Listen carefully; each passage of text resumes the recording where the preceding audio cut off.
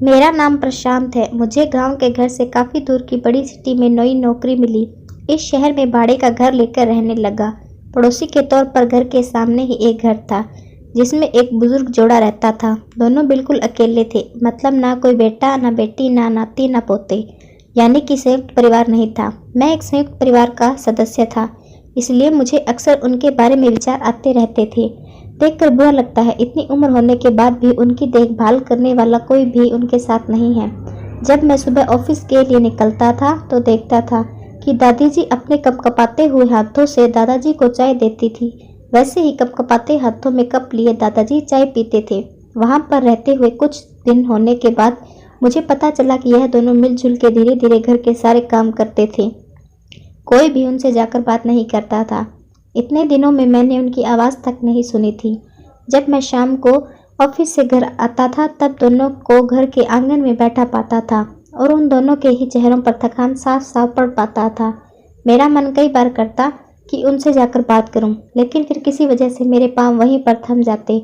मैं जब जब उन्हें देखता था मुझे मेरे दादा दादी की बहुत याद आती थी और मैं घर पर फ़ोन लगाकर उनसे बात कर लिया करता था।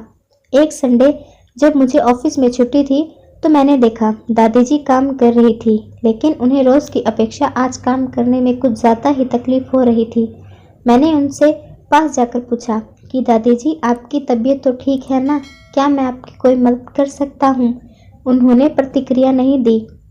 मैंने दोबारा उनसे पूछा, बताइए दादी जी, क्या करूँ आपके लिए? उन्होंने फिर भी कोई उत्तर नहीं दिया। मुझे काफ़ी आश्चर्य हुआ। कुछ मिनटों बाद दादाजी वहां आए और वह भी कुछ नहीं बोले।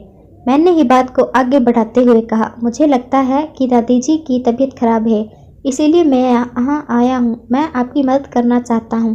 बताइए मैं कैसे आपकी मदद कर सकता हूँ? दादाजी इशारों से मुझसे बात करने लगे। उन्होंने इशारों से मुझे बताया दादी जी सुन और बोल नहीं सकती। उन्होंने यह भी बताया कि वह खुद भी बोल नहीं सकते, वह सुन सकते हैं, मेरी बात समझ सकते हैं। उन्होंने इशारों से दादी से कुछ कहा और दादी ने मेरी तरफ देखकर मेरे माथे पर हाथ फेरा। मैं उन दोनों की तरफ देखता ही रहा और न जाने कब मेरी आंखों में आंसू बहने लगे। उस दिन के बाद जब जब मुझे समय मिलता मैं उनके पास चला जाता। वह मुझ पर प्यार बरसाते। अब तो मुझे उनके इशारे की मीठी भाषा भी बहुत अच्छे से समझ में आने लगी थी। एक दिन मैंने दादी जी से पूछा कि वह अकेले क्यों रहते हैं, क्या उन्हें कोई औलाद नहीं है?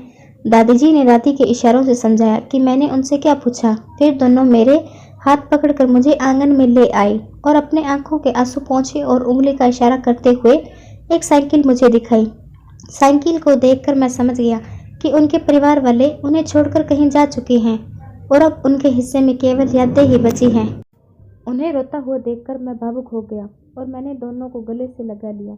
उन्होंने मेरे ऊपर अपने सीने में सालों से बंद प्यार के बादलों से प्यार की इतनी बारिश कर दी कि मैं पूरी तरह उनमें भीग गया। स्टोरी पसंद आई हो तो लाइक, कमेंट और चैनल को सब्सक्राइब ज़रूर करें।